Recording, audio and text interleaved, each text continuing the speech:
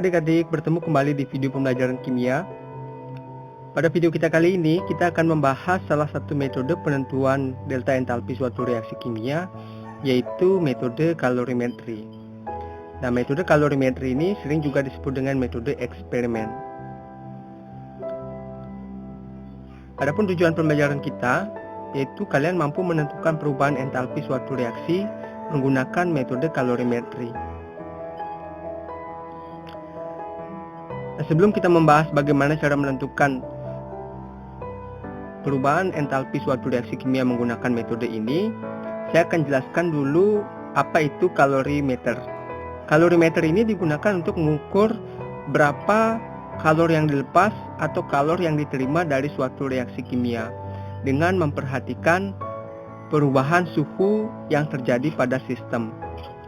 Nah, wujud dari kalorimeter itu adalah seperti ini pada umumnya. Nah, kalau kita lihat bagian-bagiannya, di sana ada termometer, digunakan untuk mengukur suhu, ada pengaduk, penutup kalorimeter, jaket, dan bejana kalorimeter.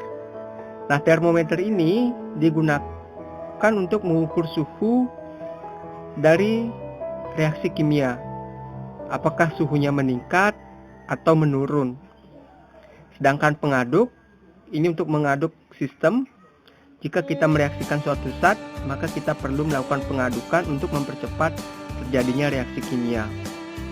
Penutup dan jaket ini berfungsi untuk mengisolasi sistem, sehingga di dalam proses reaksi kimia tidak ada kalor maupun materi yang bisa masuk atau keluar dari sistem, sehingga sistem ini disebut dengan sistem terisolasi. Sedangkan bejana kalorimeter ini merupakan tempat terjadinya reaksi kimia. Nah, seperti yang kalian ketahui bahwa reaksi kimia itu ada yang bersifat eksoterm maupun endoterm. Nah, reaksi itu bisa diidentifikasi dengan adanya termometer ini. Jika suhunya meningkat pada termometer, maka reaksi itu merupakan reaksi eksoterm. Tapi jika suhu pada termometer menunjukkan penurunan dari suhu awal, maka reaksi itu termasuk reaksi endoterm. Nah, bagaimana cara menentukan delta entalpi menggunakan kalorimeter? Nah, kita menggunakan persamaan ini adik-adik. Kalor reaksi ditambah kalor larutan sama dengan 0. Sehingga kalor reaksi itu sama dengan min kalor larutan. Dimana Q larutan ini itu sama dengan M dikali C dikali delta T. Nah, biasanya kalorimeter itu memiliki kapasitas kalor ya, sehingga ada kalor yang diserap ataupun kalor yang dilepaskan oleh kalorimeter itu sendiri. Nah, besarnya kalor yang diserap maupun yang dilepas oleh kalorimeter itu dapat dihitung dengan cara C besar ini, C kapital dikali delta T. Nah, keterangannya Q itu adalah perubahan kalor, satuannya joule, M itu massa zat, massa total maksud saya ya. C itu adalah kalor jenis zat. Nah, setiap zat memiliki kalor jenis tertentu. Delta T perubahan suhu, biasanya suhu akhir dikurangi suhu awal. C kapital ini adalah kapasitas dari kalorimeter. Sebanyak 50 ml larutan HCl 1 molar bersuhu 27 derajat Celcius dicampur dengan 50 ml larutan NaOH 1 molar bersuhu 27 derajat Celcius ke dalam suatu kalorimeter. Nah, di sini diketahui massa jenis air itulah 1 gram per cm kubik. Setelah dicampurkan, ternyata suhu campuran naik menjadi 35 derajat Celcius.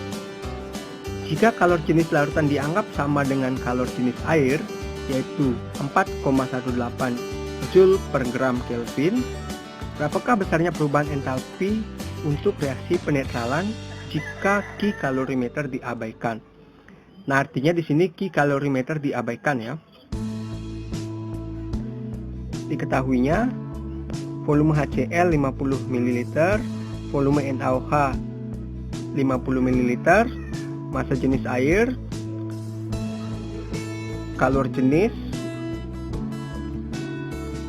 suhu awal, suhu akhir. Yang ditanya adalah delta H. Nah, delta H ini biasanya untuk 1 mol ya. Untuk 1 mol reaksi kimia. Karena ini penetralan, ini asam, ini basa, reaksi penetralan. Jadinya delta entalpinya ini yang dicari adalah delta entalpi untuk pembentukan 1 mol air. Nah, penyelesaiannya, kalian buatkan dulu reaksinya. NaOH ditambah HCl akan menjadi NaCl dan H2O. Setelah itu baru kita cari massa. Berapakah massa HCl? Berapakah massa NaOH? Massa HCl sama dengan massa jenis dikali volumenya. Massa jenisnya tadi 1 kali volumenya 50, yaitu 50 gram. Ini maksud saya NaOH. Massa NaOH sama cara menghitung massa HCl, massa jenis dikali volume 50 gram juga. Jadi nanti didapat massa totalnya adalah 50 ditambah 50. Jadinya 100 gram. Nah, ini dia massa campuran, massa HCl ditambah massa NaOH 50 tambah 50, 100 gram. Setelah itu kita cari mol HCl dan mol NaOH. Nah, kalian masih ingat cara mencarinya kan? Mol HCl sama dengan molar dikali volume. Tentunya volume ini dalam satuan liter ya. Konsentrasi HCl adalah 1 molar, volumenya tadi 50 mili itu sama dengan 0,05 liter. 1 dikali 0,05 liter sama dengan 0,05 mol. Mol NaOH juga sama, 1 dikali 0,05 mol. Nah, ini 0,05 mol semua. Lalu kita masukkan ke dalam rumus. Ki larutan sama dengan M kali C kali delta T. M-nya itu massa total 100 dikali kalor jenis 4,18 dikali delta T. Delta T-nya itu adalah 8. 35 dikurang 27 tadi ya. Hasil akhirnya adalah 3344 Joule. Jika Ki larutan sebesar 3344 Joule, jadi Ki reaksinya adalah min Ki larutan, yaitu sama dengan min 3344 Joule. Nah, Ki reaksi ini 0,05 mol H2O. Nah, bagaimana untuk 1 mol H2O? Nah, jika 0,05 mol H2O saja Ki reaksinya adalah min 3344, maka untuk 1 molnya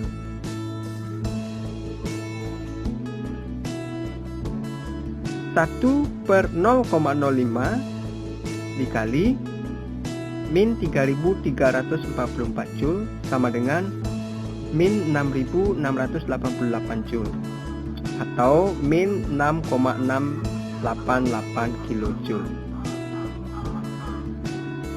Nah, ini persamaan termokimianya. HCl ditambah NaOH menjadi NaCl plus H2O, delta entalpi standarnya min 6,688 kilojoule. Nah, demikianlah cara menentukan delta entalpi suatu reaksi menggunakan metode kalorimetri. Nah, dari sana kita bisa simpulkan langkah-langkahnya adalah tentukan massa kedua zat dulu sehingga didapatkan massa total. Tentukan mol zat, apakah molnya sudah 1 mol atau belum. Nah, selanjutnya tentukan Ki larutan.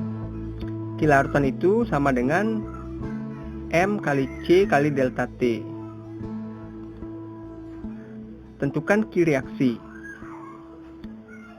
Nah, dalam menentukan Q reaksi ini, jika di dalam soal Q kalorimeter itu diabaikan, maka rumusnya adalah ini. Kalau tidak diabaikan, maka Q reaksi itu sama dengan min dalam kurung Q larutan ditambah Q kalorimeter. Konversi delta H untuk 1 mol zat. Nah, ini diperlukan jika mol yang kalian dapatkan di sini tidak sama dengan 1 mol. Jika sudah 1 mol, maka langkah terakhir ini tidak perlu kita lakukan.